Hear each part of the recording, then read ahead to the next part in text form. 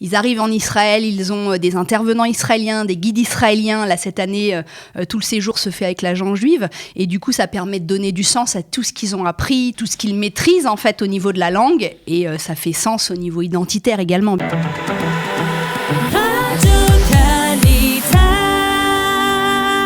Aujourd'hui, nous allons parler d'un voyage d'une école juive de Paris en Israël. Et pour cela, nous sommes très heureux de recevoir José Vesboroth. Bonjour Olivier. Bonjour José, merci d'être avec nous pour nous parler du voyage Yardav des CM2 de l'école juive moderne de Paris, dont vous êtes la directrice.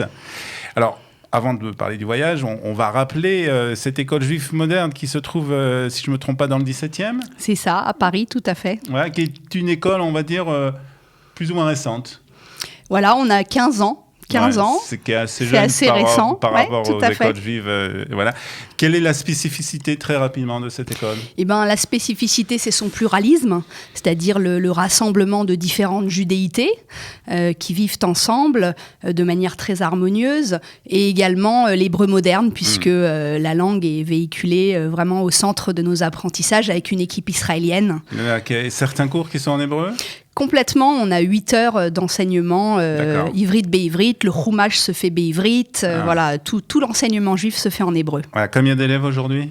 Aujourd'hui, on a 207 élèves, donc c'est une structure à taille humaine, avec une classe par niveau, de la petite section au CM2, et l'ensemble des classes sont sous contrat d'État. D'accord, alors vous étiez venu il y a 2 ans, peut-être un peu plus, pour nous parler justement d'un voyage, justement, et la spécificité aussi des voyages que vous faites, c'est de prendre des classes qui sont, on va dire, des petites classes par rapport en général, ce sont les premières terminales qui viennent faire un voyage en Israël. Là, c'est une volonté justement de prendre des enfants assez jeunes pour leur faire découvrir Israël.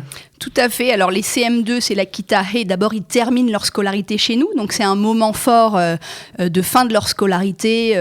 Lorsqu'ils arrivent ici, c'est vraiment aussi redonner du sens à ce qu'ils ont vécu pendant toute leur scolarité, puisqu'ils arrivent en Israël, ils ont des intervenants israéliens, des guides israéliens. Là, cette année, tout le séjour se fait avec l'agent juive. Et du coup, ça permet de donner du sens à tout ce qu'ils ont appris, tout ce qu'ils ont, tout ce qu'ils maîtrisent en fait au niveau de la langue. Et ça fait sens au niveau identitaire également, bien sûr. Très bien. Alors, donc un voyage Yardav ensemble. Alors, quel était le programme de ce voyage ? Alors d'abord, le chidouche, c'est qu'on a essayé de vivre avec une autre école, qui est l'école Marianne Picard, qui est à Neuilly. Donc ça, c'était vraiment la nouveauté. Donc c'est un moment important, nos 2 écoles ont partagé cette semaine. Et également avec l'agent juive, donc c'est aussi une première expérience, puisque les années précédentes, on avait fait ces éditions avec le KKL. Donc ça aussi, c'est une nouveauté. Alors un voyage qui a commencé donc dans le désert avec vraiment la maison de Ben Gurion, Ein Ovdat, donc vraiment une traversée. Voilà. Ils ont dormi aussi à la Belle Étoile ou On a dormi hier à Kfar Nogdim, donc un moment aussi avec les Bédouins. On a fait du chameau. Voilà, ça a été vraiment 4 jours dans le désert. Voilà, comment les petits Parisiens de classe de CM2 ont réagi à ce périple dans le désert ? Alors une grande excitation, clairement, dès qu'on était dans l'avion. Voilà, d'abord parce que je pense que le Covid nous a aussi isolés, nous a confinés, et donc voilà, tout d'un coup, on peut revenir aux classes de découverte, on peut reprendre ces moments un peu d'éducation informelle, ces moments de vivre ensemble qu'on attendait tous, où les enfants sont à l'extérieur, ils peuvent courir librement en dehors de la classe. Donc ça, c'est des moments qui sont privilégiés, des moments privilégiés aussi avec les adultes, entre enfants, des moments de vivre ensemble. On a eu un guide qui nous a fait partager des choses formidables où les enfants se sont vraiment rencontrés. Il y a eu vraiment un travail autour de la rencontre, donc de vrais moments de partage. Voilà. Très bien. D'autres endroits d'Israël qui ont été découvertes ils arrivent ce soir sur Jérusalem. Donc voilà, on quitte le désert, on arrive sur Jérusalem, et bien sûr, donc dès demain, ils vont visiter le mont Herzl, Yad Vashem.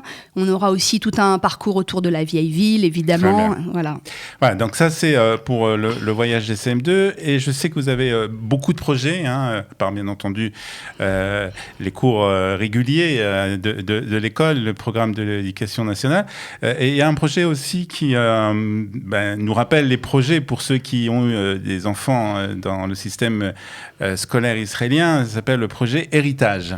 Oui, tout à fait. Donc, on a choisi cette année vraiment de reconnecter l'intergénérationnel. Les grands-parents ont été également, pendant cette période de Covid, très isolés de leurs parents, de leurs enfants, de leurs petits-enfants.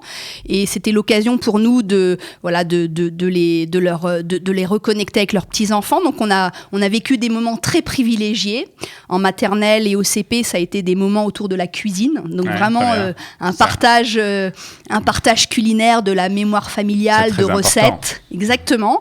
On a essayé le plus possible d'avoir des grands-parents qui nous permettent de faire connaissance avec l'ensemble des communautés juives dans le monde, que ce soit les boulettes hongroises, que ce soit les galettes à l'anis marocaines. Voilà, on a essayé vraiment de rencontrer et des papis et des mamies. Ouais, et donc vous avez ça fait a été à la fin un cahier de recettes. Un livre de recettes, exactement. Donc avec Porte-Plume, qui est une maison d'édition.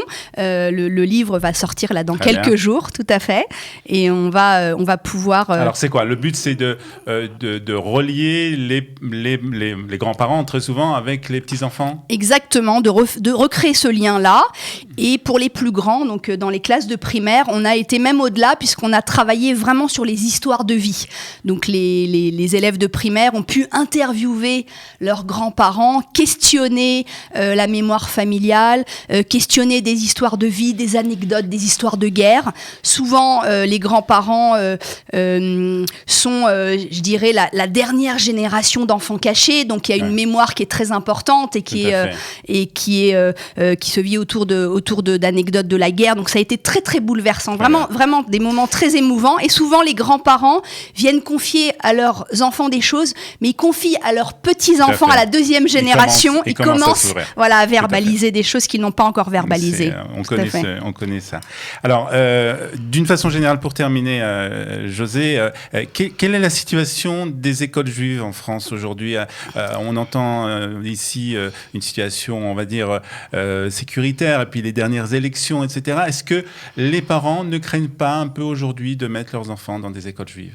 Alors, je pense qu'au contraire, y a plutôt un retour vers l'école privée. Enfin, moi, c'est ce que je ressens. La demande est de plus en plus importante parce que justement, dans les écoles publiques ou dans des écoles du quartier, ils ont une inquiétude, une insécurité, et que l'école privée l'école juive leur permet justement de sécuriser. Alors, c'est vrai que voilà, nous, on a quand même des agents de sécurité, le bâtiment est sécurisé, donc voilà, ça aide quand même énormément. Oui, je pense qu'il y a quand même un retour vers l'école privée, vers l'école juive. Très bien. On va terminer sur ça et on va souhaiter donc un bon voyage, un bon retour à ces élèves de CM2 donc qui passent le Shabbat ici à Jérusalem pour terminer leur voyage découverte en Israël. Et merci beaucoup, José, d'avoir été avec nous ce matin sur Studio Kalita. Merci, Olivier.